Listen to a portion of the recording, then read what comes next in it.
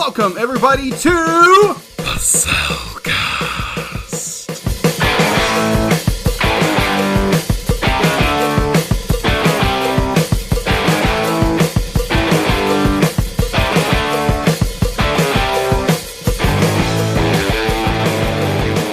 Ba weep, bra nog weep, nitty bong, and welcome to The Cellcast. Joining me tonight is a man who speaks TV, Jacob. Thank you, and I would like to introduce our co-host, and to quote Megatron, Starscream, this is bad comedy. Welcome, Drew. Okay, we're starting this off good. How are you doing tonight, Jacob? I am doing swell. I'm doing well. Awesome. Yeah, I know a lot of people don't use that word. You know, Swell or awesome? Swell. Oh, swell. Okay. Swell. That's swell. Yeah, that was swell. As anybody who watches movies, have been a fan of movies for years, where I got the from was Superman the movie. Well, that's a very swell movie. Yes, it was. It's going to be a running gag. You realize this? Yes, this will be. At least for tonight. Yeah, things are going great. Things are going great. They're Good. swell. Working two jobs and a third job, which is not as tedious and tasking as some might think, but it works. The jobs, they don't overlap with each other, and Which is nice. Yes. Yeah, things are going great. Last Saturday, because I forgot to talk about this last time, that my parents' 50th anniversary was the past week, and we celebrated by throwing them a very large party.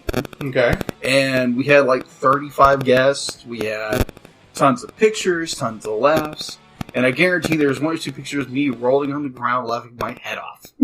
Well, that's nothing new. Yeah, I did that quite a few times with that, but it was a very amazing time to go hang out with family and get to see some family I don't get to see a whole lot, but all around amazing time. It was tiring, but amazing. Oh, that's good. Yeah, things were. How's your life? It's been going pretty good. As those who probably listened to our mini episode or our shorts episode recently knows, I just came back from a wedding. Not mine, but a friend of mine's, which went beautifully. So yeah, I've had a good week so far. That's good. So, what have you been watching tonight, Drew? Well, I finally got around to watching How to Train Your Dragon 3. How did that go? I enjoyed it. I went up there Sunday because I was too tired to do anything else, but went and saw the movie, had a good time. I agree with you that I really hope they don't make a sequel anytime soon, or if they do at any time make a sequel, it's far enough in the future that we're not dealing with Hiccup or any of his crew. I'm kind of good for that being the end of that story. If we have to come back to that universe, let's start a new one. Yeah. That's kind of how I feel about it. And I've been watching another show. Okay, well done. Because, I'm always watching anime. Yeah. I just started it, actually, today.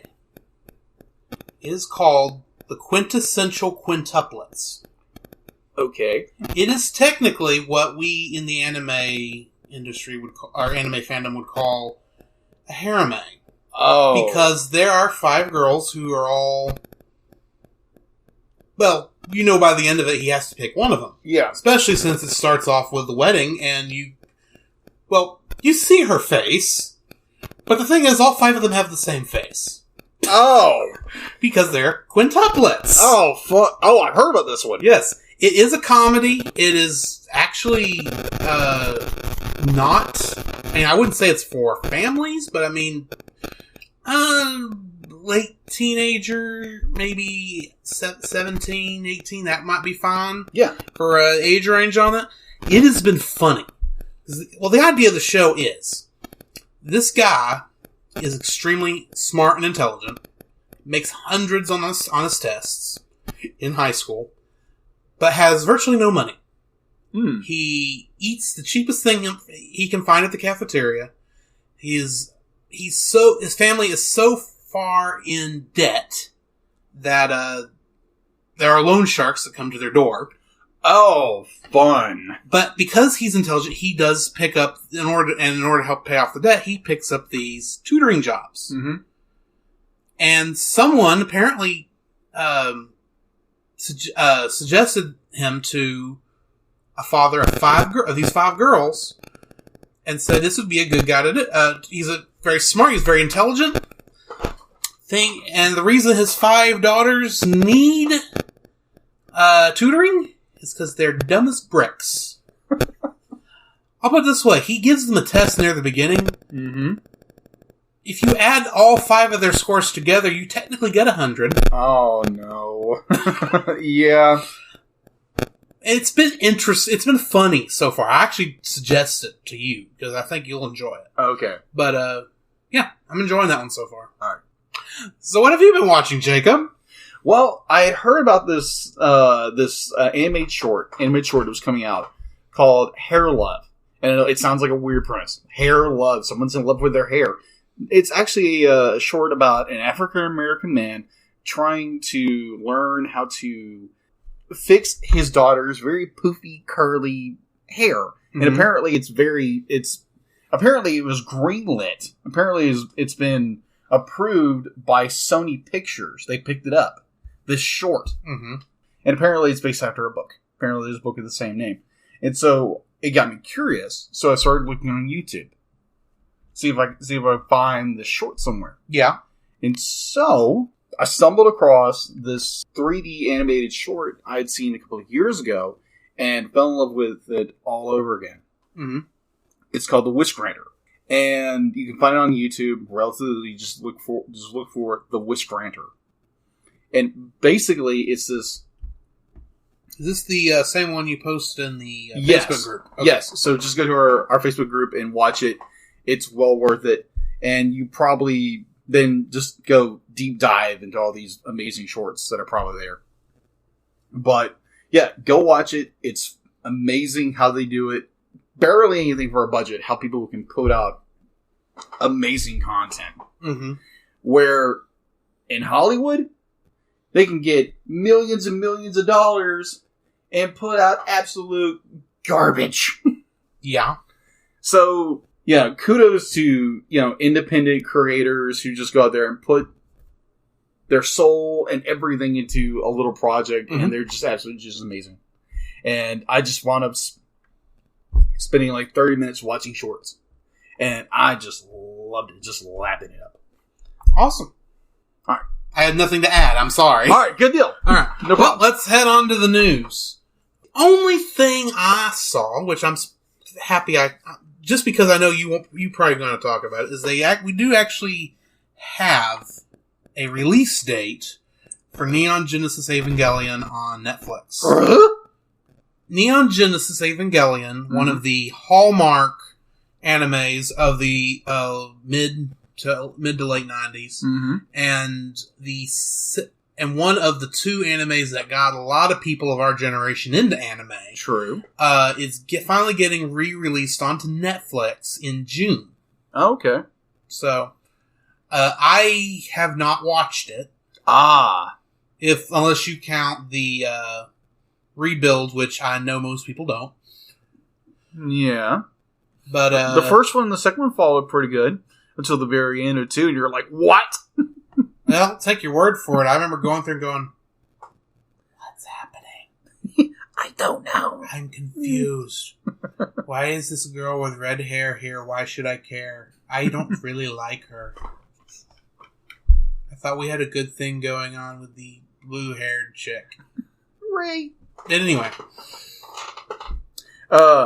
For me, but go ahead. I am actually looking forward to finally going through that series, because I do want to go through it especially if we've got a new dub that's made by more professional voice actors than the not so professional at the time that it first came out, because, Dragon Ball Z had the same problem when it was first released, and you can kind of tell it here too. So. Well, originally it was produced by Funimation, so no, it was ADV. Oh, it was? Funimation picked up the rights to the rebuild. The ADV's the one who released it originally. Right. Duh. And if you don't believe me, go look at your DVDs over there. Okay, I will. But they're the ones who originally released it over here. Because ADV actually had a earlier start than Funimation did. Yeah, no, I feel like a dorkfish. Don't feel like a dorkfish. But I need a corn dog. I was about to say there's no corn dogs here for you to eat, so you can't be a dorkfish. What's a corn dog doing underneath the ocean? Dude, chicken dinners count? Moving on. You got any news? Not really. Just kind of bouncing off this idea that, Evangelion is finally coming to Netflix. Mm-hmm. For me, I love Evangelion. And I know there's a lot of people, detractors, who absolutely just hate it. Well, admittedly, from what I have seen, which is not much, admittedly, yeah. is a touch pretentious. A bit. A little bit? Shinji, get the robot. But I don't want to! That's basically the story, the story, but yeah, Evangelion was one of those animes I just kind of just glued into. I saw it on Toonami like everybody else did, and I just fell in love with it. And I wound up buying the box set. I wound up buying the movie, which we will probably do a review of over it eventually. And yeah, once I get caught up, huh? Once I get caught once up, you get caught up on Earth is. Well, no, that won't tell me what on earth is going on from what I understand of that movie. Yes. Yes. But it'll give some context, technically. Yeah. Yeah, and just going ahead and saying, be like, it is not family friendly at all. No, it's not. Yeah, the entire world dies. There's a lot of orange juice. That's all I'm going to say. Oh. I do have one bit of news. One bit of news. Apparently, Warner Brothers Home Entertainment is releasing two animated movies right now. And that'll be Justice League versus the Fatal Five, which apparently harkens back the animation style of the old Batman the Animated Series, Superman the Animated Series. It's going along those same lines. And I was like, oh my gosh, this is amazing! And then, of course, you have Conroy, maybe? I'm not sure. I'm not sure. I would do a little digging, but I'm pretty sure he'd probably be in it because he's in everything. Yeah, I think he loves playing Batman. Yeah, who wouldn't? And apparently they've just released Batman versus Teenage Mutant Ninja Turtles. It's already released? Yeah, it's already been released. That was fast. Yeah. I don't even remember there being a release date on that trailer we watched. Yeah, apparently either it's coming out in a couple of weeks or it's been released. Yeah, so apparently for us comic nerds or those who just love animation in general, be like, we have two things that harken back to our childhood back in the 90s that says, oh yes, I want more. Can we have more, please? Got anything else? Oh, I've got one other thing. Go for it. Admittedly, I just remembered it. Okay. But considering you said animation nerds and comic books in the same sentence, I have to bring up a movie that we both saw last year in theaters. And we both very much loved that just finally got its Blu-ray release. Admittedly, a little quicker than I expected, but hey, it's here, and I've already bought my copy. Spider-Man Into the Spider-Verse has been released. Go buy it. Go buy it now. Pause the podcast. Go down to Walmart or wherever your favorite videos are sold. Buy it and come back and continue listening to us. Because I guarantee you once we finally get those last two off of it, we're going to have a race to see who can get Spider-Verse onto the list first. Oh, yes. That movie, there again, amazing. Visually, story-wise, like I said before, but I was very hesitant to go watch this film because I couldn't get past the animation. And I was like, this is so weird. And you pointed to be like, dude, you gotta watch this. So I watched it and I was like, oh my gosh, I'm gonna have a seizure, but this is awesome! That's the thing, is you go into that because how do you not have a negative reaction the first time you see the art style? Because it is odd. Yeah. And so I remember going and thinking, this isn't going to be bad, but I'm going to enjoy it anyway because this is kind of fun. And I get kind of like the thing at the end of Venom where they showed the scene. And I remember it starting going, okay, this little weird stuff they're doing with the logos where it's jumping around is a little annoying. I hope this isn't consistent. And it gets into it's like, okay, I'm liking this. I don't notice the art anymore. It's that good. Yeah. And anyway, we'll get to that when we get to it. Yeah, that's true. I would give one warning to anyone watching Spider-Man Enter the Spider-Verse. If you do have epilepsy, if you do have a tendency of having epileptic seizures or seizures in general, fair warning, there's a lot of strobing lights in this movie. A lot of them. Indeed. So just a fair warning. All right. We got anything else before we move into our review? No. So let's, roll out. Our movie this week is The Transformers, the movie, which is the animated one from 1986, not any of the Michael Bay garbage that's true. Come recently. Yeah, that is true. Although, admittedly, Bumblebee was not half bad. Yeah, so let's not get any confusion here. Yes. Now, granted, in this case, when we say Spike Witwicky, we do not mean the guy who continually goes, no. We just talk about one of the two guys who cusses in this movie. Yes!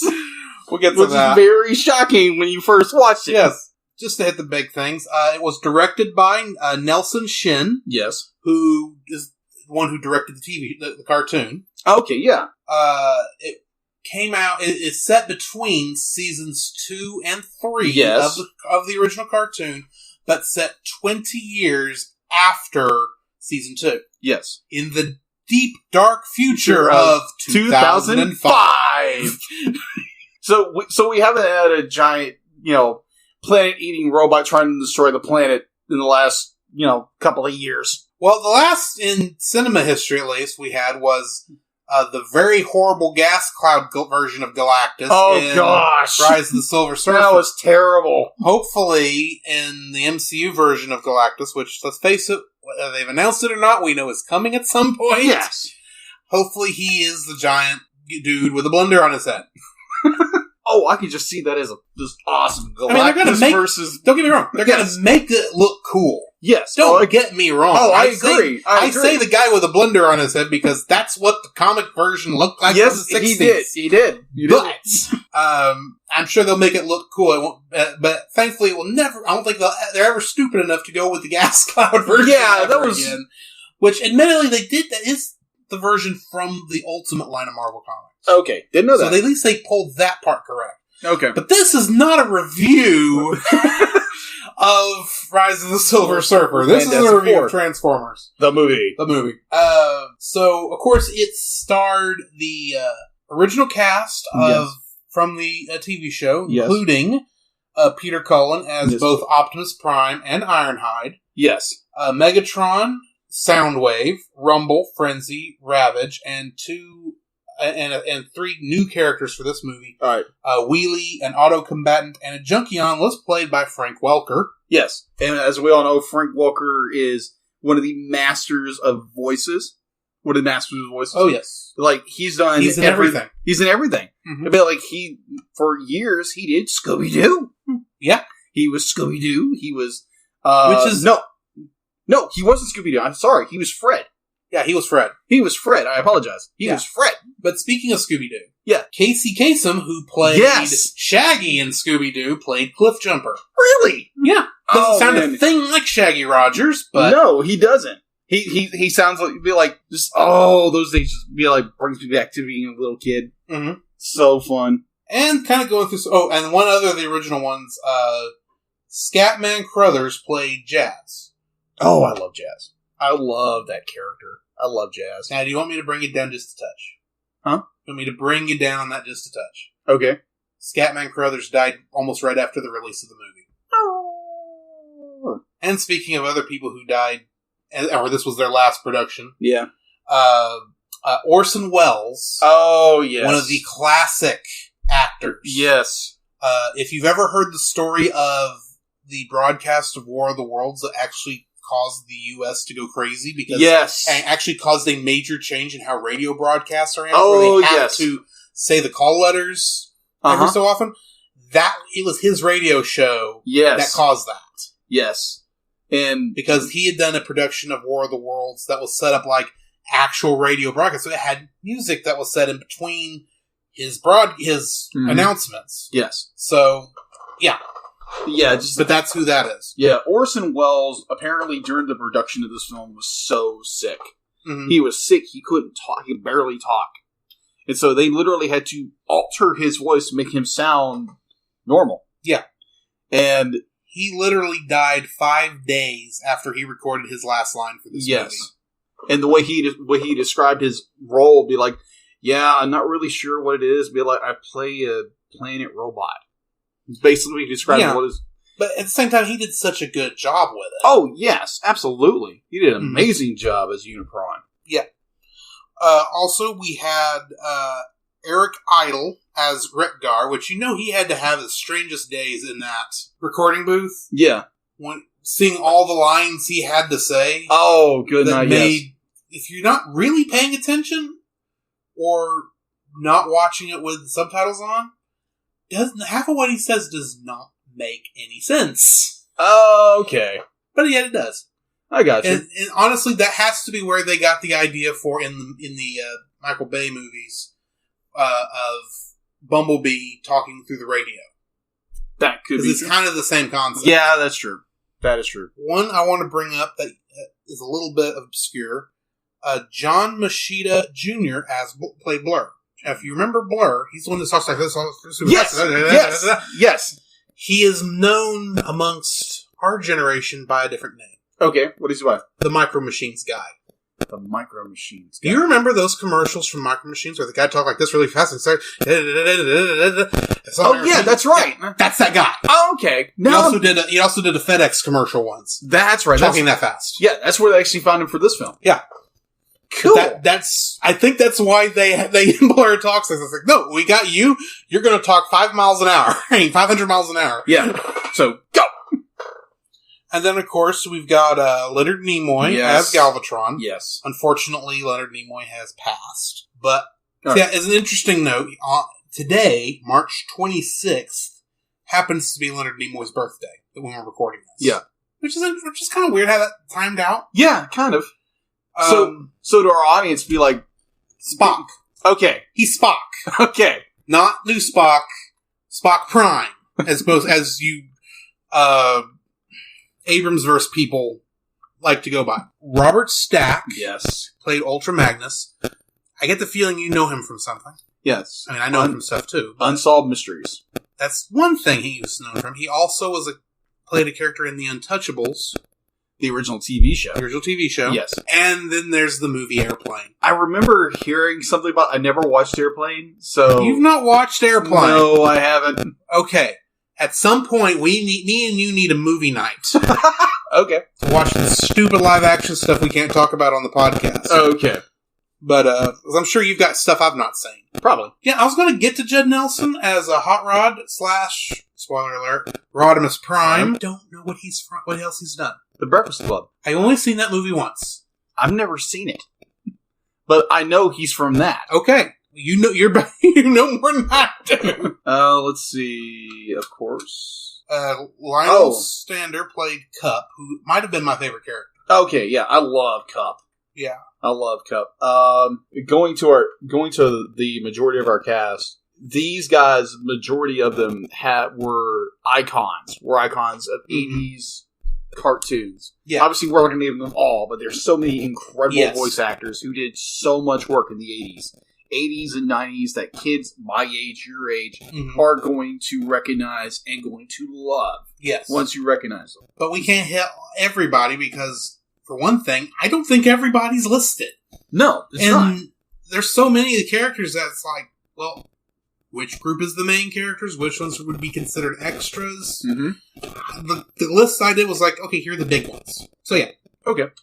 So, admittedly, I left off RC because I didn't see her as a big character. But anyway. Yeah, well, when was the first time you watched Transformers the movie? First time I watched the Transformers the movie was in 2007 or 2008. Okay. The reason being, I was a little... Well, let's face it. The movie came out in 86. I would have been 1. Okay.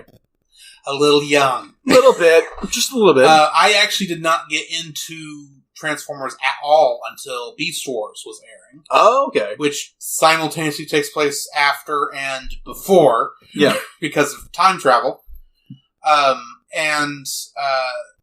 the main reason I actually bought the 20th anniversary DVD. Yeah. Which, strangely enough, was being sold in toys at that Walmart. Mm-hmm. I've got it there. Which I thought was weird, but I went with it. I did not see it until long after. I had no nostalgia for the characters. In fact, I guess technically, I saw this after the first Michael Bay movie. Okay. So, admittedly, I'm not the mega fan that so many people are. Yeah. But I still enjoyed what I saw. I took it for what it was. Didn't try to take it for, pinnacle of animation. Honestly, it's not. I took it for what it was, and I enjoyed it. Yeah. How about you? For me, being a child from being born in late 1982, I got to watch Transformers probably around 85, around 85, 86, 87, in its, prime, Pun intended, Pun completely intended. One of those shows that just I love to death. Played, as kids, we played as characters. Mm-hmm. We played with the toys when we had them. And when this movie came out, we rented it on VHS. Mm-hmm. Having no idea what this film was about. All we knew, it was Transformers, the movie. Yeah. And like many kids of that era, watching the film for the first time was, oh my gosh, this is Transformers. Mm-hmm. Watching your favorite characters, the G1 characters, get killed off one by one by one by one. And it's shocking. It's both hero and villain. Both hero and villain alike. Just floored me beyond belief. Oh my gosh. They killed off Ironhide. They killed off this character. They killed off Optimus Prime. What the heck? They were at least smart enough with Optimus Prime to give him a good send-off. That is true. They did not do like they did with so many of those other characters where it's like, and you're dead. Yeah, just slag them. Right there, done. That's one thing we should talk about when it comes to this movie is kind of what they were doing going into it. Yes, I agree. Hasbro, as Hasbro does, yes, it makes perfect sense from their point of view. Yes, saw the TV show and the movie as toy commercials that were 30 minutes long. Yes. Or in the case of the movie, an hour and a half long. Yes. So to them, it made perfect sense. Well, we are finishing up that line. We're starting up the new line of toys. Yeah. We need to get rid of the old line of characters and make stories based on the new line of characters so kids will want to play with those toys. Yes. How are we going to do that? Well, let's spend a bunch of extra money on a theatrical movie and kill every child's heart while Optimus Prime dies. Yes, and such a terrible... don't get me wrong, the movie itself, as cheesy and cheap as it is in some places, is just... I mean, they are pulling your heartstrings. Oh, yeah. Doing their dead level best left and right. During his death scene. Oh, yeah. It's like, despite the fact he's being worked on by a microscope. But... yeah. Still, I thought they did a very good job with the movie, personally. Yeah, I did too. For what it is. Yeah. I mean, there are parts where the animation does kind of stall a little bit. It's not perfect. There's parts you're watching and going, holy crap. Yes. You could not do that on television just simply because of the budget. Yes. And like I said earlier, there is actually 2 instances of curse words. Yes. That were added to the script, ironically, not when anyone's talking, so it was added after the fact. Yes. Where they included 2 curse words. One is where Spike Witwicky said, Spike drops the S-bomb. Mm-hmm. And then later on, Ultra Magnus drops the D-bomb. Yeah. Both, and it's solely added there because they wanted the movie to be rated PG so older kids would go watch it. Yes. And oddly enough, for how much violence was in this film, if you were to make the same film in 2019, it would probably get a hard PG-13. Oh, yeah. A very hard PG-13, because how much violence is in this film? Well, I don't know about that too much. I mean, if you look at the closest show I can think of that has that much robot carnage, it'd be the original couple seasons of Samurai Jack. Oh, okay, yeah. That was allowed to be shown on kids' television. That's true.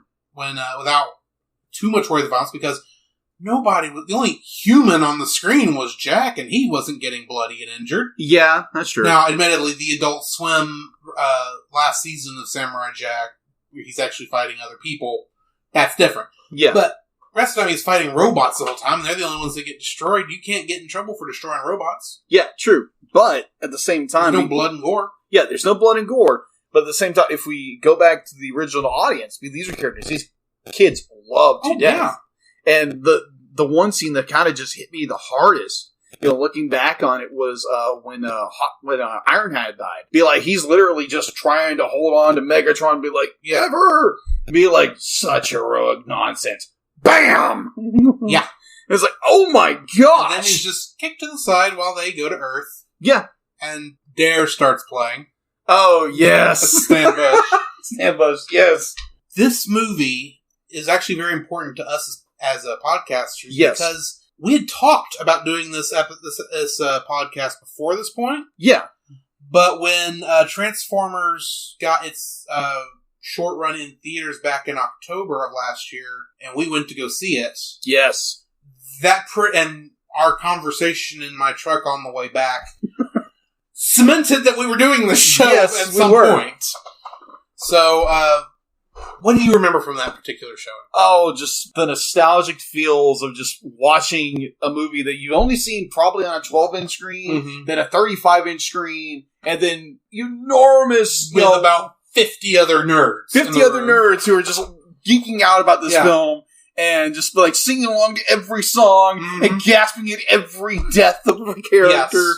And just like amazed, mind-blowing. It's like, wow, just incredible. I was blown away, and plus you got a free poster. Yeah, I still have that poster. Me too. I don't have it hanging on the wall like I should, but I do have it somewhere. Yeah, I've got it somewhere. Yeah.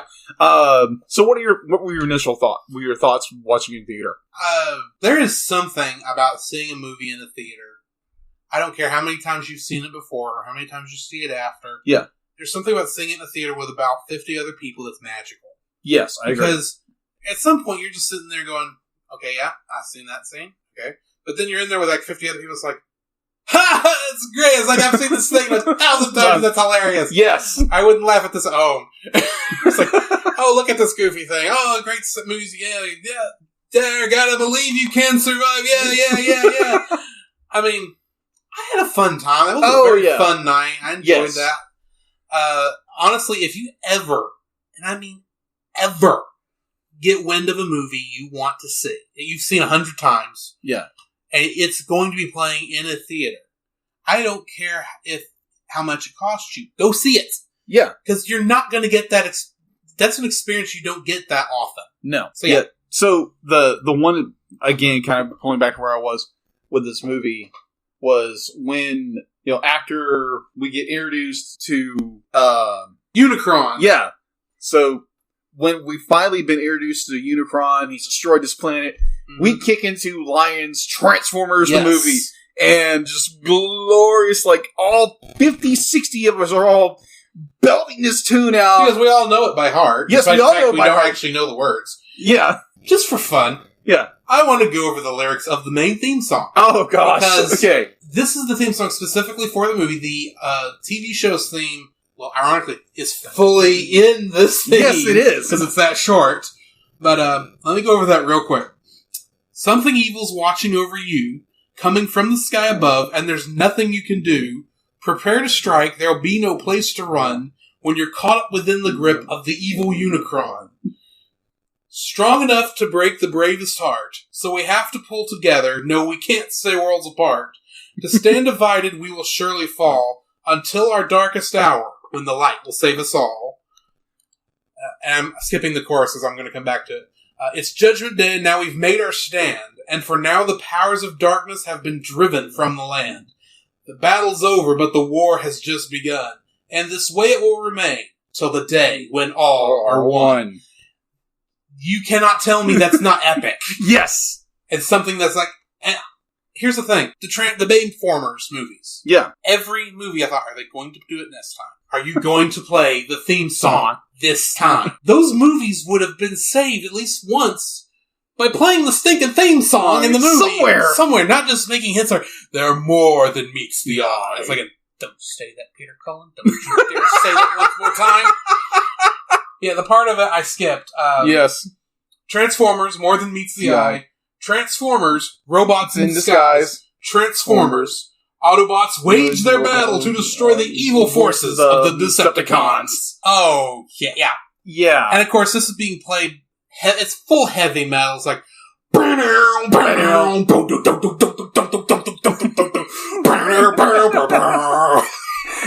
Now you have to, picture in your mind, be like, this is a song that was written in the 80s, so it's, it's headbanging heavy metal. Yeah, it's hair bands. Yes. It's a hair band.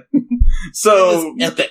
It is an epic. If you have a chance, go find the album. You can find it anywhere, downloadable, anywhere. Oh, yeah, pretty much. And just listen to the soundtrack. It is cheesy 80ness galore beyond belief, but it's great. Here's the thing. I have 2 songs that I specifically have from this soundtrack. Really? Which ones? This song, and of course, You Got the Touch. You got the power.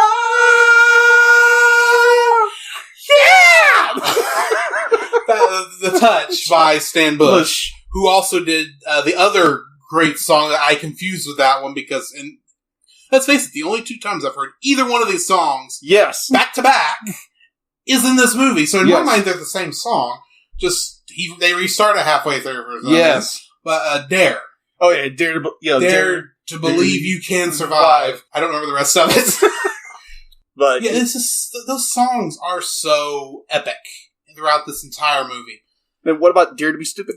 I'm getting to Dare to Be Stupid because I'm a Weird Al fan. Yeah, Admittedly, I think the only reason Dare to Be Stupid, I think what I read is they needed a song. Yeah, for the scene with the Junkions. Yes, they needed someone who was popular, but they couldn't find anything that fit except, Weird Al's popular. Let's just pick one of his songs. Oh, he's got one called Dare to Be Stupid.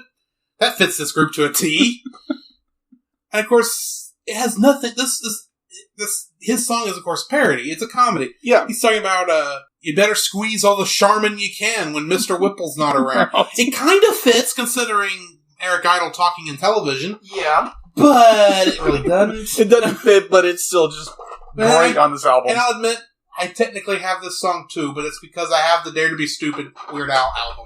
Oh, okay, but, yeah. I feel like, kind of going back to our watching this in theaters, after watching this film in theaters, I downloaded the entire album. Of course. And it's from the key songs we all know to the songs that are kind of playing in the background. Yeah. It is very much synthesizers and just, 80s cheese beyond belief, but it's still fun. That's the thing. This soundtrack would not work in a modern cartoon. No, it wouldn't. I'll tell you that right now. But as 2 guys who have, I'll take it back. It might work in a Guardians of the Galaxy movie. Yeah. Oh, I agree. That's the closest thing I can actually think of it work in. But it's obvious. Honestly, I'm kind of surprised we haven't gotten at least You Got the Touch. It's in Guardians. The Touch was actually used in another film. Yeah. The Touch has actually been used in a lot of other films, just this is the one people know it from. Yeah. The Touch is a little iconic. Yeah. More iconic than the rest of it. Yeah. I think most people will remember The Touch over the movie itself. Yes. It's kind of like... that one I think actually was on Billboard charts for a while. Yeah. It's kind of like Wild Wild West by Will Smith. Wild West. Over the film. Yeah. Speaking of Wild Wild West. Okay. This is a quick little aside. Watching that movie brought to me a strangeness in some movies you see that I call The Woman in the Barrel. Okay. And that is a character who's introduced, seemingly important, is left to the side, and you never see them again. Oh, okay. Like the woman in the barrel at the beginning of Wild Wild West. Yeah. where they're doing their thing in the giant, I say barrel, but it's the water tower. Oh, okay. Yeah. It happens in a lot of movies, and you don't realize it until it's like, oh, it's a chicken in a bucket. Chicken in a bucket, not woman in a barrel. Chicken in a bucket. Chicken in a bucket. Okay. Yeah. So it's like, oh look, there's a chicken in a bucket. Okay. So if I ever say chicken in a bucket, that's what that's referring to. Okay. That makes sense. If I say red shirt, that's a guy who that's a glorified extra who gets killed to show how important the action is without hurting any of your main cast. True. Star Trek. There's a lot of red shirts in this movie. There are. But they were all important characters before this movie. Yes. Kind of going on that same note. When this movie came out and you had so many of these characters die. When Optimus Prime died, apparently there was a news report where a young boy locked himself in his bedroom for 3 weeks and refused to come out because Optimus Prime died. He was traumatized by that. And so that's why when Hasbro released G.I. Joe the movie, because originally they were going to kill off all those characters too. No, they or the main character. Yeah, they were going to kill off the main character. They were going to kill Duke. They were going to kill Duke off. Mm-hmm. And on screen, the character dies. Yeah, because the animation had been done by that point. Yeah, the animation had been done by that. But they do a dub over and be like, oh, he's just asleep. He's in a coma. But I thought it was like, oh, and Doma's feeling as a Doma. Duke's feeling better. He's not dead. They're all cheering, yay, yay, because it comes up like during their thing at the end when they've won. Yeah, but at the same time, you like have Duke's brother, who is another character that was supposed to replace him. Like he's standing there with tears in his eyes, and be like, it's like you did a really. Why didn't you go back and reanimate something? Well, in their defense, it was that going to be after the point where you could easily do that with this type of animation. That's true. Because this is cell animation. It's the animation itself was actually handled by Toei Animation out of Japan, much like the show was. But it was produced by here's two companies you won't hear about anymore: Sunbow Productions and Marvel Animation. Yes.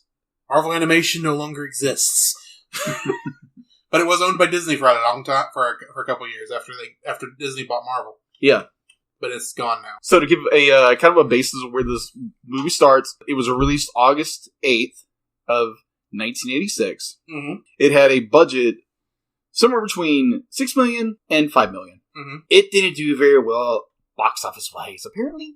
Well, with a budget. Kids movie, if you can't see the air quotes. Yeah. It made somewhere between $2.6 million or $5.8 million. So either it made its budget back or it did tremendously bad.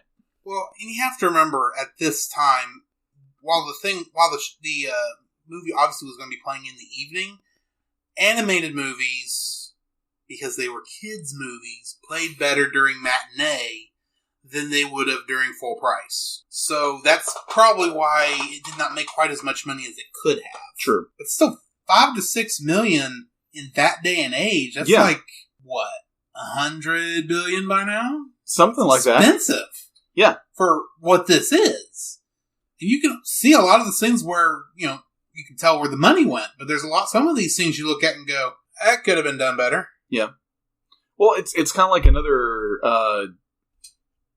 movie that was put in theaters that is based after a Toy Line TV show, He-Man, She-Ra, The Secret of the Sword, which we will eventually get around to watching that. Apparently it had a budget of $2 million, made $6 million. It actually made a profit. Yeah, but I mean, He-Man was a force to be reckoned with. So was Transformers. Yeah, but it was one of the top 4 selling toy lines of the 1980s. Yeah, I guess, but it's in my mind, He-Man had the bigger impact because, I don't know, it just seemed like it did. Yeah. Yeah, let's not get into, I mean, go ahead. I mean, admittedly, He-Man did get a live-action movie a lot quicker than Transformers did. Although all those movies were horrible. Yes, that was not a very good movie. So let's talk about Unicron himself. Oh, yeah. He's the first character we actually see in this thing. True. He's a giant planet monster. Yes. Skeletor. Galactus type character. voiced by Orson Welles. Yes. And apparently he's very hungry and very scared of the little bitty light ball that's in Optimus Prime's chest. Yeah. I never quite understood that. Be like, yeah, it will light our darkest hour. What did it do? Yeah. Did it explode? No. We always see at the end of the movie is Rodimus Prime open the thing, the light glow, and then a couple of scenes later, we see Rodimus Prime running and saying, "Get out of here! Get out of here! Jump through the unbroken eye!" Because why would we go through the other eye that's already been broken? True. So I don't know what the Matrix of Leadership actually did, or if they still have it, because I have not seen the show after that point. Yeah, season 3 is kind of a blur to me. You know, no pun intended.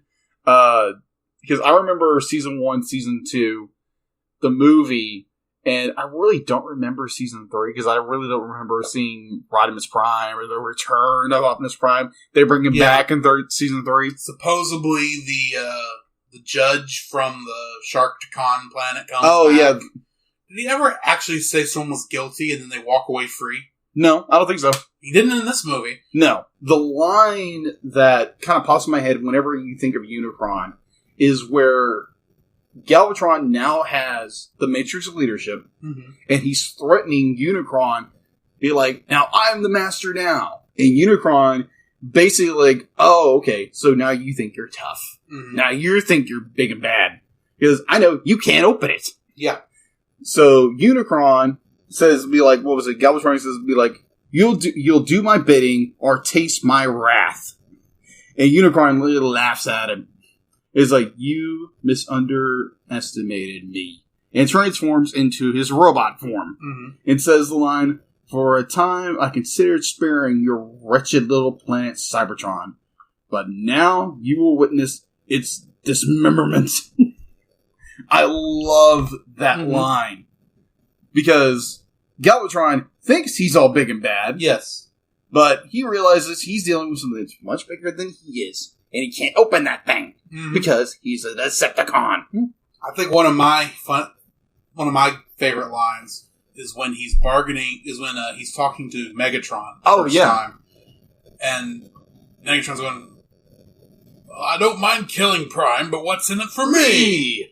He says, your bargaining posture is highly dubious, but very well. I'll provide you with a new body and new troops to command. It's like, yeah.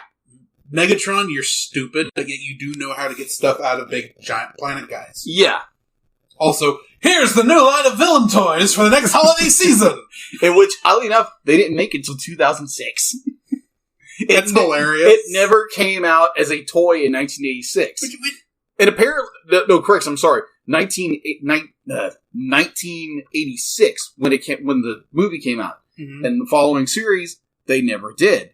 But it was released in 2006 as a toy. Which is hilarious, considering it's very obvious it was based on toy designs. Yeah. Because and also, it was actually, Galvatron, at least to me, makes much more sense as a toy than Megatron does. Just think about it. Yeah. Every time Megatron what Megatron transforms into is a gun. Yeah. Which, as a kid, it's like, oh, that makes sense. You transform it and you can shoot Megatron at people. Yeah, this isn't going to get us in trouble with the Parent-Teacher Association. No, of course not. But then think about it in terms of the cartoon. He's going to transform into a gun. Who fires him? The person he hates more than anybody else. Starscream. It's like, okay, why doesn't Starscream just... Megatron's in his hand. Snap him in half. Bend that barrel so he can't transform back. Yeah, who knows? So, speaking of, why don't we talk about... Let's talk about the short reign of Emperor Starscream. Yes! Oh, that is such a fun scene. It's a fun character. Yes. Let's say that. He's always been a fun character. Nobody likes Starscream. Nobody does. But yet we always love it when he's on screen. It's like, oh, we're going to have some fun with banter between him and Megatron. Oh, yeah. You're an idiot, Starscream. Well, Megatron, this was hard enough, but it won't be as bad as when we tackle the actual problem, the Autobots moon base. You're an idiot, Starscream. Astro Train! Get us out of here! Wanna bet? Pop! No. Who dares interrupt my coronation? Your coronation, Starscream, that's bad comedy. Megatron? Here's a hint! Boom! It's like, oh, Leonard Nimoy had fun. Oh, yeah. And oddly enough, apparently Starscream was the leader of the Decepticons for 25 seconds. Pretty much. Literally. He was not leader of the Decepticons, so they finally put the helmet on his head. Yeah. And then that's when Galvatron finally shows up. It's like, you were waiting right out of the atmosphere, keeping us like, is it on his head yet? Is it on his head yet? Oh, it is? Oh, look, he destroyed the trumpeters. That's hilarious. Okay, he's got the crown on his head. Now we can go kill him. And oddly enough, that was not the end of Starscream. Apparently, he shows up again in season 3, possesses somebody, and then gets thrown into space. Okay, I'll admit, my Transformers lore is a touch sketchy. Yeah. Why are the humans the only carbon-based non-robot life forms in the universe? I don't know. It's like, I know to some degree, you can't sell humans as toys in this universe. Does it make sense for the toy line? Yeah. But every single alien race are robots. Robots. Huh? Every single one? How on earth are the humans, when they do finally get out to Earth, going to eat anything? Because all the plant life is robotic too.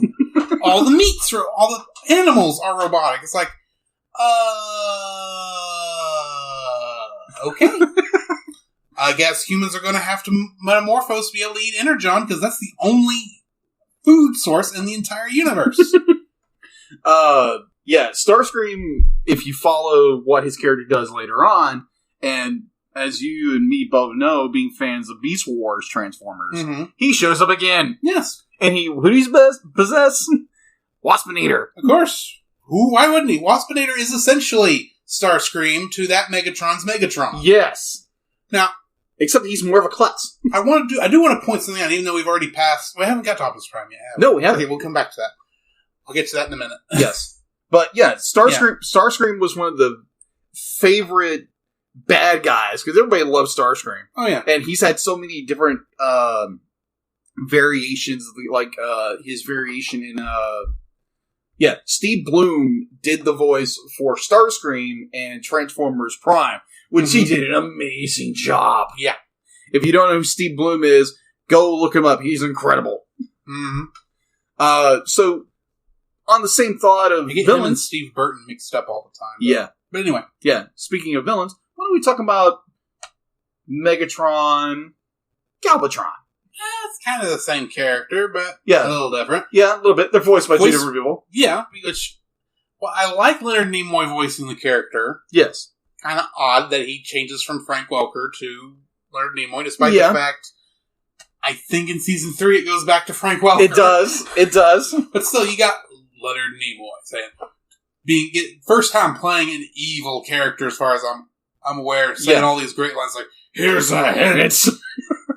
I'll destroy you like Megatron destroyed Prime."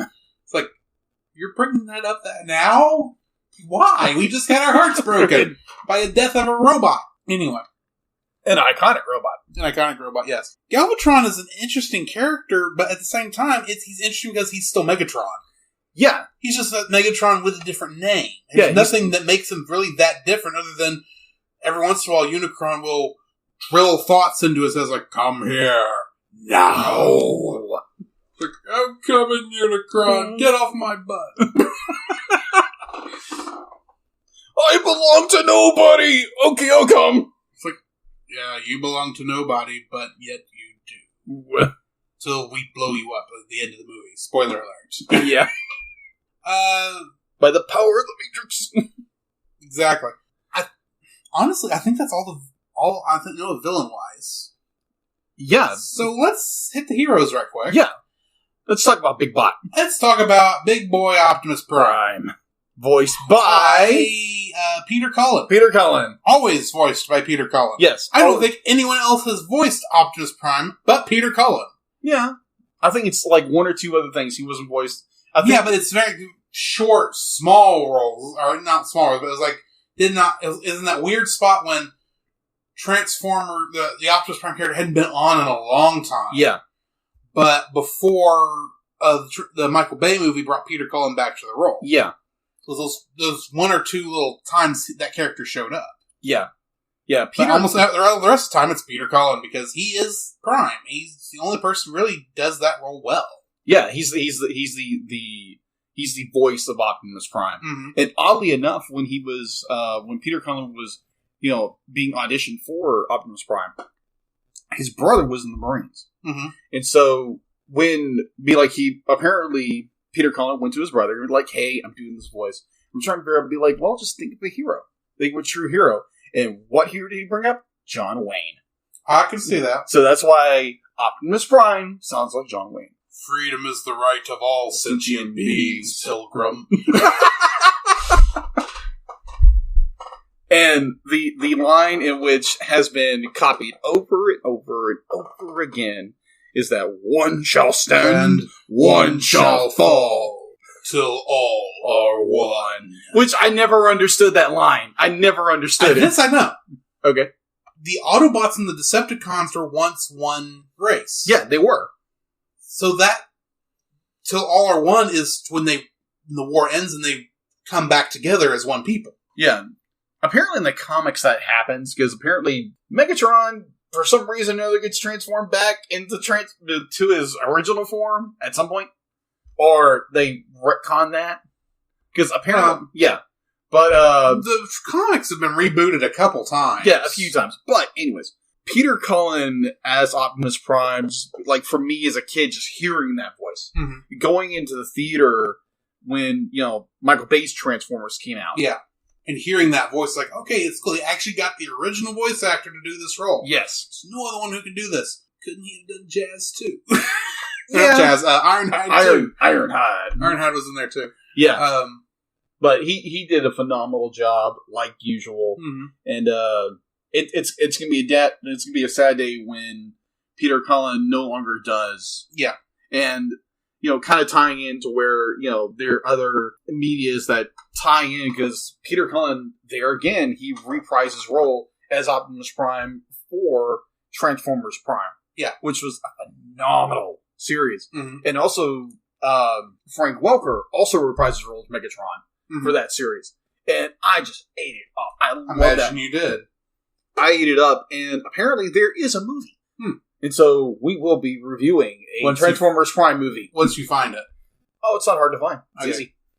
So, you brought up Beast Wars. Yes. Earlier. Love Beast Wars. I don't know how much you remember of it, but near the end of it, there was that part where they went trans-metal. Oh, yeah. Season 2. Right, and they find the Ark from Cybertron. Yeah, very end of Season 2. This is all at the beginning. And they find Optimus Prime. Yes. And keep in mind, this is all created in poor 90s CG, television CG, which looks, nowadays looks like hot garbage, but it's nostalgic for me. Yeah. Oh, yeah. Between that and Reboot. But, because it's made by the same company. Yes, it was. But, at one point, they had to model the inside of the Ark. Optimus Prime's chest. It was chest. When Optimus Primal had to get, it wasn't the Matrix of Leadership. Had to pull his spark. Had to pull his spark so he could become Optimal Optimus. Optimal Optimus. Anyway, you can actually see the compartment for the Matrix of Leadership. Yeah. In that scene. They actually went to that much trouble. There, which was cool. Oh, yeah. At the time, I didn't know that's what it was, but I remember looking and going, okay, that is how you do fan service. Uh-huh. You pay attention to what was on screen for 2 seconds. Uh-huh. You actually bothered to go back and recreate, so it looks correct. Yes. Despite the fact you're going to turn Optimus Primal Optimus into this giant gold thing and monkey plane thing. The Beast Wars line got really bad near the end. It got really weird. It did. Yeah. It really got weird. But it was so good. I have all 3 seasons on DVD. Yes. I love it. Not to get too far off topic on this, my favorite character from that is still, I can't remember the character's name, but he's the Insecticon. Is it not Insecticons in that one, is it? Hold on. It's Maximals and Predacons. It's the Predacon Fire Ants one. Oh, I can't think of his name. But always throughout the thing calling Megatron my queen! It's like, will you stop calling me that? But you're ruler, and the ruler of it is the queen! It's like, I'm surrounded by idiots. Well, yes! And Megatron in that show is a bit of idiots. The only person in that group that had any brains was Scorponok. Yeah. And not the Scorponok, the Tarantula. Tarantulas. Tarantulas. This is the only guy with any brain in the Predacons camp at that point. And that's because he left. Yeah, he was his own character for a long time. Yeah, he did. Well, that and Tarantula. I mean, not tarantulas, but Red Arachnia. Black Arachnia. Black Arachnia. Yeah, Black Arachnia. Yes, love that character too. Yes, I do. Anyway, Silverbolt. I love Silverbolt. Yes, such a weird character. What was the actor's name who voiced him? Anyway, we need to get back to we do. Stop chasing monkey robots. Go back to car robots. Exactly. Let's see what characters have we not touched on? Let's talk about Hot Rod. Oh yeah, the new Prime, Optimus. the new Prime. Yes. Yeah. Can I say that his Rodimus form makes no sense to me whatsoever? Oh, I agree. I completely agree. I know they were trying to do the whole big rig Hot Rod combo thing. It didn't work. No, it didn't. It was so odd. Yes. It was very odd. And I'm sorry, if you can't tell he's going to be the guy who can use the Matrix leadership at the end, when he catches it, holds it aloft, and the anime Starburst shows up and like, oh! And he passes it off. He passes it off like, oh, Robert Stack over here is going to be the one who's able to do it. But no. No, it's obvious it's going to be Rodimus. Otherwise, why would he have shown that in the beginning? Yeah. Well, I was watching a commentary of the movie. Obviously, I was listening to your commentary or watching the film. Whatever. They made a really good point of basically it's Hot Rod trying to redeem himself for making his mistake, which got Optimus Prime killed. Yeah. And so what they said, which makes a whole lot of sense because of how Hot Rod is trying to redeem himself throughout this entire movie. Because he feels he has to. Yeah. And he goes from someone who wasn't really much of a leader to someone who was a leader. Yeah. Or is a leader. And it's very much a story about him. Even though we really wanted to be about Optimus Prime, it was his story. And then, of course, they had to introduce the character that was obviously the next Optimus Prime, Ultra Magnus. It's like, okay, you're obviously a recolor of the Optimus Prime robot. Yeah. Which is what he was in the toy line. That's all the character was. He's kind of like slight mold differences, but slight mold difference. It's still mostly a color difference. Yeah. As far as I understand what Ultra Magnus was he was a truck hauler.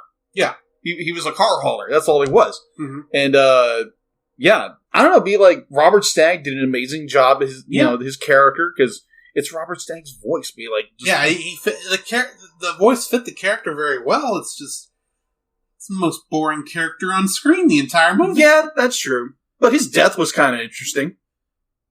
It was a short death. Yeah, he gets blown apart. And I'm sitting there watching that going, okay, they can completely rebuild Ultra Magnus. Yes. But you can't save Optimus? Yeah. What? According to the commentary, these people they were talking about it. It's like the same thing. It's like, they could just put it back together, but apparently Rodimus' spark, Optimus' spark can win out. But him getting blown apart, his spark doesn't replenish? Huh? Unless Optimus, when he took the Matrix of Leadership out of his chest, disconnected the battery. That'd be like, I'm going great. Yeah. Well, they did that at least to show, here's the character, obviously dead now. Yeah. It's like, he's not coming back. Why does paint work like that in this universe? And why is nobody else go gray when they die? Yeah. They just go, go. It's like, never! Boom! Yeah, they just get slacked. Yes. But no, Optimus Prime turns gray. Yeah. Aww. More dramatic effects. Yeah, I get that, but still it's like, continuity? What's that? Yeah, we don't know about that. But Character anyway. design? Huh? Okay. Cup. Yes. Cup, the old Coot, Yeah. the old Codger, who has all the war stories that the Dinobots are in love with. Yes. He's a fun character to listen He to, is. but at the same time it's like, shut up. I like you. But you don't need to talk every scene you're in. Yeah, just be quiet, dude. It's like, For 2 seconds. you have to make that much of a backhanded comment every time Hot Rod says something. It's like, Hot Rod just puts him back together and says, oh, I knew you'd miss a part. No, I didn't. Oh, you did a good job anyway. Yeah, it's like, but did he do a good job or did he miss a part? What are you trying to say, Cup? What are you trying to say?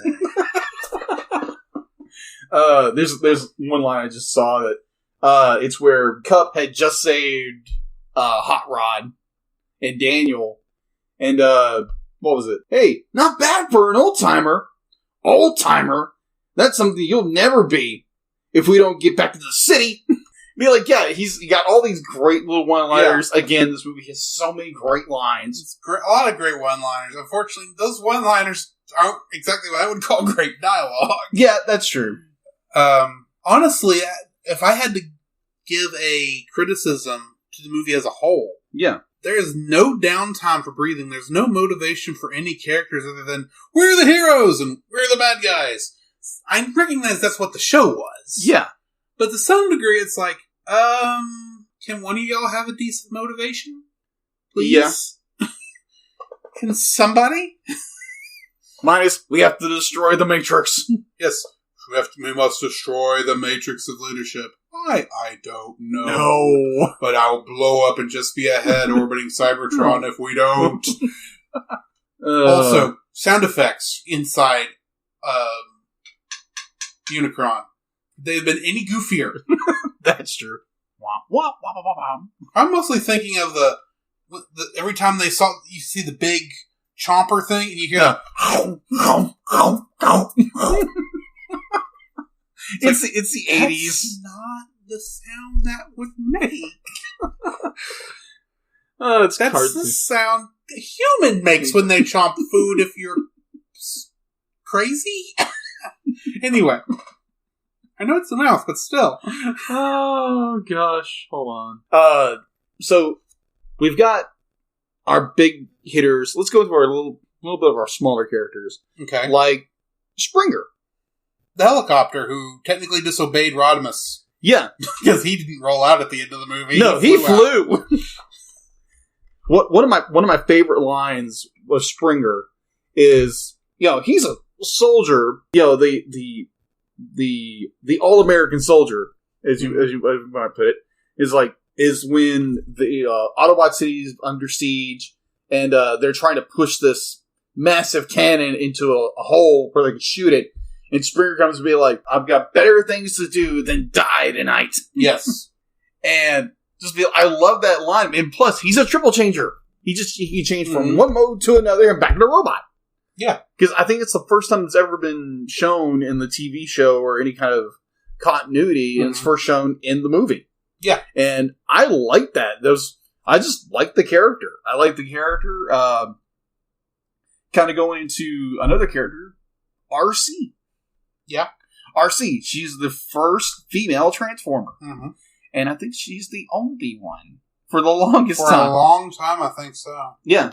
And if I remember correctly, I think she makes a very small appearance in one of the Bay films for a brief moment, and then she gets slagged. Gets slagged very quickly. Yes. I'm not surprised that many Transformers fans were very cheesed off about that. If they already weren't mad at that movie series in the first place. Yes. The one thing with RC, she was the love interest for our main character of Hot Rod. Mm-hmm. It's very obvious. Yeah. Very, very obvious. She's the love interest, and they're all over each other. And kind of a side note, going back to Hot Rod. Why is he pink? That depends on which version of the movie you're watching. Yes, I understand that. Because there was some... I think there was a mix-up in the... it actually depends on some of the scenes, because there's a mix-up in what color the toy was supposed to be. I think. Well, the toy was red. Yeah. Was a hot red. Like, plus, if you're watching the... It didn't actually throw me off when I saw the pink version this time. Yeah. Because he's not pink in the version I saw. Okay. The DVD has the transfer that the 20th anniversary DVD is from the VHS. Yeah. Which is noticeably lighter. Yeah. In color. If you remember when we watched the 30th anniversary version at the theater. Yeah. He's not pink. He's more of a red. He's not red. He's more of a light red, but he's not pink. Yeah, he's not anymore. Pink like in the 20th edition. Yeah. Because he is pink. Yeah, because there was some fading in the image. Yeah, VHS is very bad about it's not overexposing, but it's essentially kind of an overexposure of what the image is supposed to be. Your colors are a lot lighter in VHS than they're supposed to be, usually because of the magnetic. And most of your DVDs, if it was pulled, the transfers to those were transferred from the VHS masters. Very if true. You did not know that, yeah. It's Blu-rays, for the most part, since they were 1080p, a lot of times they did go back to the film masters and remaster it, which is why your colors are usually better on Blu-rays than they are on DVDs. Yes. I thought that was a fun fact. Yeah. So let's keep going with our characters. Obviously, we talked about Blur a little bit. Yes, he talks like this. He's going to get down about something around, but they won't move. Of course I do that. I always do it that way. Yeah, Blur is. I think it's probably talking as fast as I can. It works fast. My mouth works faster than my brain. I don't know what I'm going to say. I don't know how the Micro Machines guy did it. Who knows, right? Who knows? All right. So Perceptor. It doesn't say Micro Machines. It's not the real thing. Okay, Perceptor. Perceptor. Perceptor is the equivalent of Soundwave. That's right. Yes. He's the other tape player. Yeah, he's the other tape player. Yeah. Which I have a question about the toys, because I never had the toys, but I kind of always wondered this. Yeah. Could those toys actually play tapes? No, they couldn't. Which is sad. Which I agree. Oddly enough. Because honestly, you look at the way both Soundwave and Perceptor transform. Yeah. The casing where the tape would go. Yeah. Doesn't change. You could easily put that compartment in there and have everything change around it. That's true. Yeah. But anyway. Oddly enough, with the toys, because when Perceptor or Soundwave would eject one of his sets, you'd see multiple of them come out. Yeah. Right? Well, with the toy, you can only put one. Yeah. And that was it. That's all you could do. Yeah. Now, kind of a tangent because again. Physics are a thing in our world, which apparently they're not in Transformers. That is true. Kind of going a tangent there again, talking about Perceptor, talking about Soundwave, which everybody loves Soundwave. Everybody loves Soundwave. Why would you not like someone who talks like this the whole time? Yep. I'll save you, Megatron, and then not vote to keep you on board once we're on Astro Train. Yes, I was. That threw me for a loop. I was like, wait, wouldn't Soundwave be like, I still function? Wanna bet? Yeah, it's like, bye, Megatron. I must survive. I'll come back for you next season when I'm not being watched by Starscream. One of his cassettes. Here is my my bird tape to keep you company that you like so much. Laserbeak, yes. One of my favorites of his cassettes was Laserbeak, Prowl, not Prowl, but I don't know those characters. The cat. The only character he says of those is Laserbeak. Yeah, Laserbeak, my favorite pet. At least you know how to get a job done. Unlike some people. What's that supposed to mean, Megatron? We've got to capture the Autobots' moon base. You idiot! Who dared disturb my coronation? One of my favorite characters from Soundwave's mini-cons, you might call them, yeah, was Ravage. It's long before mini-cons. Yeah, long before mini-cons. Which Minicons is turning Transformers into Pokemon. Apparently, you had Transformers, gotta catch 'em all.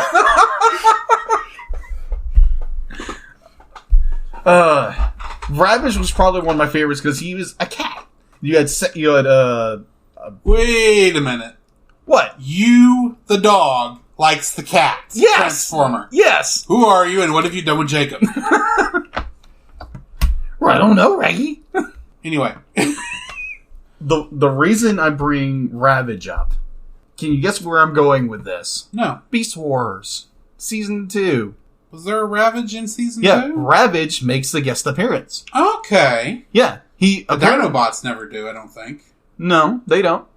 Which is sad. Yeah, that's true. They're the goofballs of the bunch. Grimlock say, poo on you. I don't remember. But, yeah, Ravage makes an appearance in Beast Wars. Mm-hmm. He comes back. Apparently, he got reformatted, and he looks like a Transformer with a cat head. And apparently, he's sent back in time by the Council to capture Megatron, and it's like, ooh, you have this golden disc, and like, ooh, it says something from the original Megatron. I'm in. Yeah. So, yeah, I just thought that was a neat little tie-in with another favorite Transformers series of mine. Yes. Anyways. Oh, gosh, the tangents. All right, so I think we're done with, kind of breaking down our characters. Well, there's one or two other side characters that were only on the screen for a little bit we do need to talk about. Yeah. Like Retgar. We didn't get into him earlier. Oh, yeah. Or played by Eric Idle of Monty Python fame. Yeah, I literally had to look that up because I had no idea who that was. Which is weird because you actually watch it, half the time he speaks and never moves his mouth. Yeah, that's true. It's like, is this where the animation had to cut its budget severely? Really, anything with the Junkions, I felt they were skipping on stuff. Except Dare to Be Stupid. I always felt they were always be like, they talked at like some kind of like voice box or something like that. Yes, except they could easily say ba wop ni wa and ni bomb. Yeah, about 3 or 4 times. Like, oh yes, we speak TV. Don't you speak TV? Money back guarantee or your money back. That's not correct, but anyway. Yeah. Anyways, and of course we had the Dinobots. Me Grimlock say we on our way. Me Grimlock smash. Because apparently, there's animation error in this movie. Well, there's lots of animation errors in this movie. So, a lot of it dealing on the Sharkticon planets, of all places. That's true. As anybody who is a fan of Transformers, you would notice that there's supposed to be 5 Dinobots. And half the time, there's only 4. There's only 4. So the Stegosaurus is only seen in one scene. Mm-hmm. It's near the beginning. Yeah, it's near the beginning. Which makes me think, they left the Stegosaurus on Earth. Yeah. Poor little Stegosaurus, whose name I can't remember. Yeah. Apparently, they left a lot of characters behind. Well, yeah. I would assume, though, in the 3rd season, they would end up going back to Earth and rebuilding Autobot City. Yeah. Because you've got to sell that playset. Yeah, and it turns out Autobot City wasn't Autobot City. Apparently, it was another Transformer. Of course it was! Yeah. Cybertron, I'm half surprised, didn't turn into another robot. Oh, it does. It's another planet. Like I said, Earth is severely humans are a severe minority in this universe. Yeah. Because they can't even... The planets can't even just be planets in this universe. Oh, what was it? Hold on. I'm thinking about with going back to another series. Apparently, in Transformers Prime, the Earth is Unicron. Yeah, that's what they were at, and that's where the Michael Bay movie went on the one before Bumblebee. Really? Yeah. At the very end, if you were twisted enough to stay for the whole thing, which by that point I was like, I just sat through the dumbest movie with Mark Wahlberg in it I've ever seen. Sure, let's see where it goes from here. And at the very end, there's a scene during an after credits scene, I think. Yeah. Where they're out in the desert somewhere, and this, you remember the holographic Decepticons from, I think, movie 3? I haven't seen 3 yet. The humanoid ones? I think so, yeah. One of them is apparently the Guardian of Unicron. And at one point, you see her out in the sunset, you see the big Unicron tusks going up into the air. It's like, oh, Earth is Unicron. Yep. Why? Apparently, there's a big story within the what was wrong? What was wrong with him just being Galactus? Yeah, they got to make things complicated. Let's just say that. Yeah, at least there was a Cartoon Network Transformers show, and I can't remember which one it is. It's probably Prime, since we brought it up so many times. No, that actually came on. What was it? The Hub. That came on the Hub. Well, there was one sometime after that was on Transformers Animated. Transformers Animated, yeah. Animated, yeah. That had a young girl on there that was a Transformer, but had a holographic humanoid form. Oh, okay. The main humanoid character, the Spike Wiki of that show. Oh, okay. Now she was actually a Transformer. Okay, I might be wrong, so... I think it's Transformers Animated. That sounds familiar, because I remember being a stupid name, like most Transformers movies are. Transformers names are. Yeah, that's true. But Prime was the only one that made sense. It was like, oh, well, at least Prime, Optimus, yay. Yeah. Anyways. Now, I think that kind of wraps up our discussion of the movie. I think it does, too. And really, it needs to. We've been going at this for a while. Yeah. So, would you say that this is a family-friendly movie? Yes. I would say it's a very friendly movie. Despite all the violent robot destruction? Yes. Okay. Yeah, it'd be one of those films, be like, definitely if you were a kid back in the 80s, you probably took it for a shock. Nowadays, it'd be like, oh, okay, that was cool. Kind of moments. Yeah. There is a part of you that's watching this as your inner 12-year-old. Yes. The entire time. Yes. I also say it's a good family-friendly movie. It's fun. Kids will love it. If anything, adults who don't understand Transformers may not be able to stand it. Yeah. But as a nerd from that time period, I don't care. Yeah. So definitely if you have never watched any of the Transformers media, never watched any of the Bay films, going and watching this film, you're going to be very, very, very, very confused. Yeah, but at the same time, it is a plot line I think most people can follow. That is true. You don't have to watch the first 2 seasons of the cartoon to follow it, because it is in the distant year of 2005. Mm-hmm. It's a fun movie. Yeah. I suggest giving it a watch, even if you're just curious. Yeah. Rating-wise, I would actually give it a 7 out of 10. 7 out of 10. Okay. It may sound like I'm rating it low, but keep in mind I grade on the same type of scale that our public school systems use, so 7 is passing. Yeah. But it's not, I say, top. It's not something I would say as an animation person outside of a historical perspective is that important. And from a historical perspective, it's very important. It's one of the It's one of the first movies from a Saturday morning cartoon that was it's a mainstay in the culture. Yes. But at the same time, if you're wanting to talk about what did this push, what did this do, what isn't so important about this thing, can't say there's much that's important, and there's so many, like we said, some animation errors. Yeah.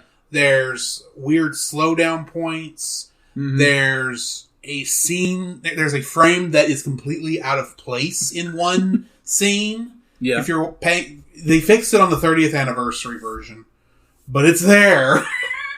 I remember seeing it when I watched the 20th. It's not great. Yeah. But it's not bad. No. It's just okay. Yeah. It's okay. It's fun.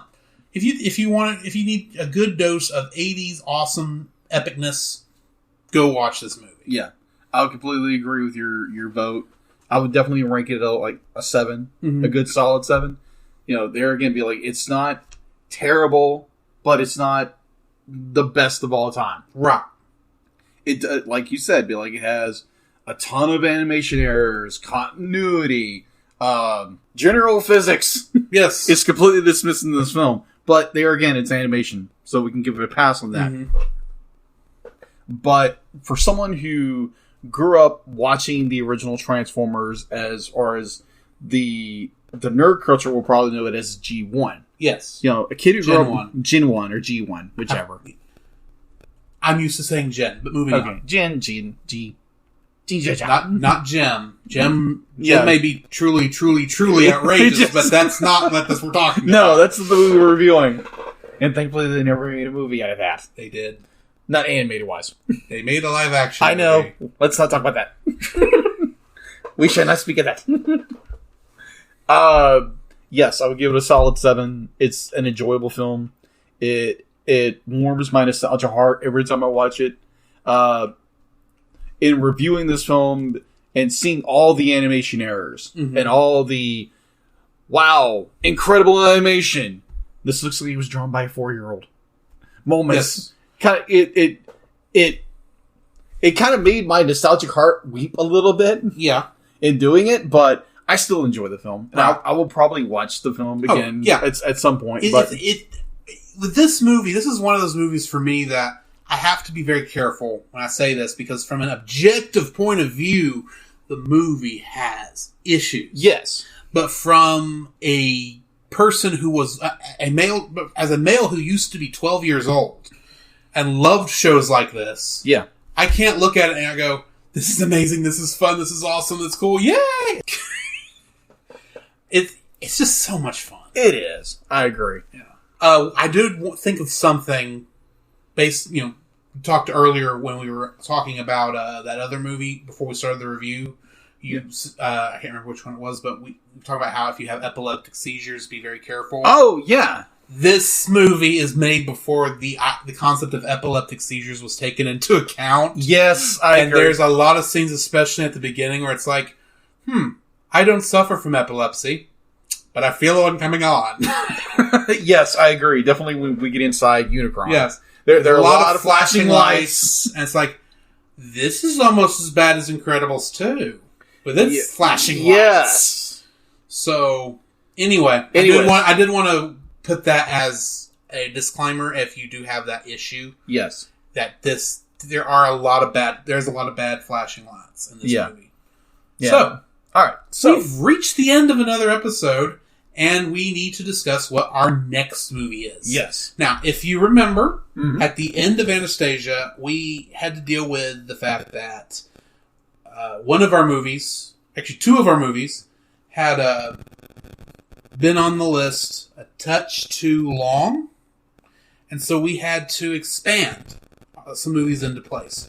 Well, we didn't choose movie 2, and when we expanded it, so now movie 6 is growing to fill number 3's spot as well. So, going over the list. Go for it. Number 1 and number 2 are Batman Return of the Caped Crusaders. Number 3 and number 6 is The Girl Who Leapt Through Time. Number 4 is Big Hero 6. And number 5 is Digimon the Movie. All right. So, once again, this was Jacob's pick, which means I get to roll. Not that that's been of any help to me since we started this, as we've only done one of my movies. All right. So, Let's roll. rolling. Yes, we finally got Batman Return of the Caped Crusaders. So, that will be our next episode. Have you seen it? No, I haven't. Can't wait to see it. It is a very fun movie, especially if you liked the 1966 Adam West Batman movie. Shows. Okay. If you didn't like those, well, please open your mind and take this with a grain of salt. If you don't like that stuff, keep in mind, Batman can be a lot of things. Whether it's the super serious stuff we grew up with, or the campiness of yesteryear, it's all Batman. If you can't accept the campy with the serious, then honestly, can you really call yourself a fan? But that's just my opinion. Yeah. We'll be talking about that next week. So, I guess we just need to do our sign out here. Oh, yeah. Where you can find me, my name is, you can find me on Facebook at Drew Dodgen. And you can also find me on Letterboxd under GGeorge759. I just put lists and, reviews up there. One of these days I'll actually remember to update it. Where can they find you, Jacob? You can find me on Facebook at Jacob B. Heron, and also you can find me on Facebook at Jacob's Daily Art Corner, where I try to draw every day. All right. And you can email us at thecellcast@gmail.com. Also, you can look for our Facebook group, search for The Cellcast. It is a closed group, so please remember to just ask to join. We'll probably let you in. Keep in mind, every time we say The Cellcast, that is with a single L, not two. So, I guess that's all we've got today. This has been Drew. This is Jacob. And we'll see you in the next frame. Oh, great. It's those meddling kids. One shall stand, one shall fall. Why throw away your life so recklessly? That's the question. You should answer yourself, Dr. Claw. I'll get you next time. Like I don't think so. Let's go, Scooby. I shall destroy you as Megatron once destroyed Prime. Wait. I think we're in the wrong movie. Wait, are you sure? I don't know. Reggie, where are we? I don't know. I think this joke has gone on long enough. Next time. Rail Monster! No, wait. Robot!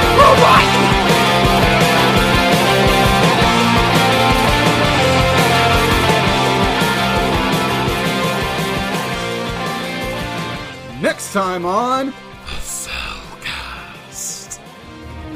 Catwoman, consider the consequences of your actions. You know a tiger can't change his stripes, Batman. Please, by all that's decent, I beg of you. I'll give myself up on one condition. What's that? We run away to Europe together, sip tea in a cafe, and live happily ever after. Wholly unsatisfying ending.